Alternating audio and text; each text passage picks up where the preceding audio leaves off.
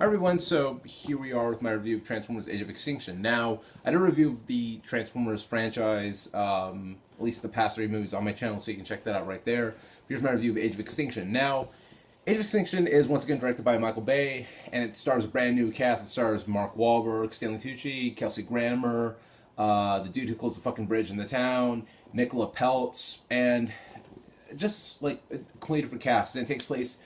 I think it says five. They said 5 or 6 years after the events of the third Transformers movie, but it's safe to say the Transformers are being hunted down by the government, and Autobots are just in hiding, and Optimus Prime is hiding out as like this beaten down truck, and Mark Wahlberg and his family sort of find Optimus Prime, and they all decide they're gonna sort of go on this sort of just adventure to find out what's going on with the government. Why are they hunting Autobots down, and what's the reason why?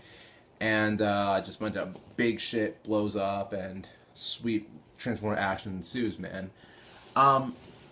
So yeah, like when it comes to Transformers movies, I don't really expect much. Okay, I don't expect like something Oscar worthy or anything like that. I just expect shit blowing up. That's all I want, man. I just want to see shit blowing up, Transformers action, hot chicks, a cool soundtrack, and cool effects. And I got that in this movie. That's always been my sort of mindset when it comes to the Transformers movies, because I really do enjoy the Transformers movies. I own them, and I like seeing them continue. And this movie does continue the franchise in a really cool way, because this time around it's brand new characters. It's a different. We're following a family. We're no longer following a teenage boy who screams "Optimus," and that's pretty cool. I mean, I really like how the game sort of changes in that respect. But aside from that, there's some really great action scenes, and the soundtrack is great. Steve Jablonsky is a very good composer, and the Imagine Dragons song "Battle Cry" is a very good song. It fits so well in the movie. It like plays like at different points of the movie, and it works really well. You know what I mean?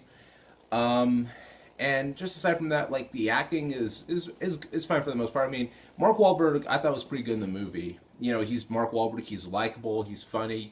You can tell some of the lines in the movie was like improv, and that's fantastic. And Stanley Tucci was pretty good in the movie. A lot of people say he's kind of like John Turturro in that respect, but I don't really think so, because he wasn't over the top like John Turturro was. He wasn't like cartoony. I think he did maybe go a little too far toward the ending, but he's all right. I enjoyed him in this movie.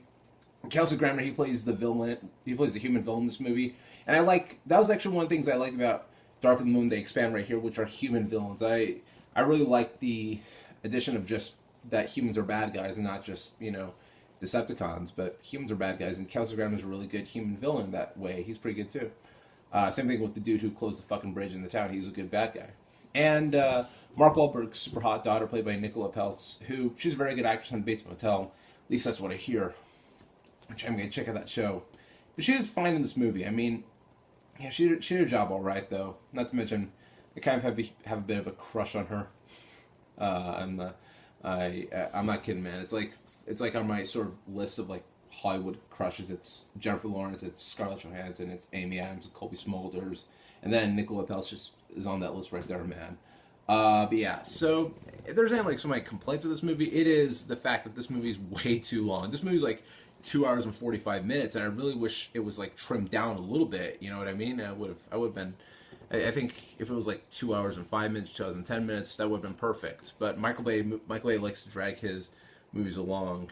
You know what I mean? And I think some of the comedy works fine, but other times the comedy feels a little out of place, especially in the first like third of the movie.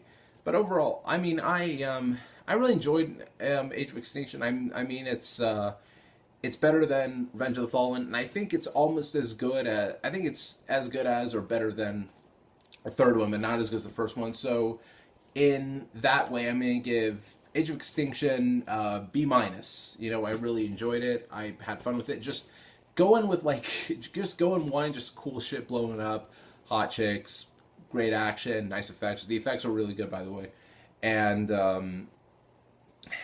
just going with that, though. Don't expect like Optimus Prime, that Autobots just like talking about their feelings. You know what I mean? Just go in, just get some cool action blowing up, cool shit blowing up, and awesome action. So yeah, that's my thoughts on Age of Extinction. So comment, subscribe. What'd you think about it? Where do you rank it with Transformers movies. I want to know. So yeah, that's it.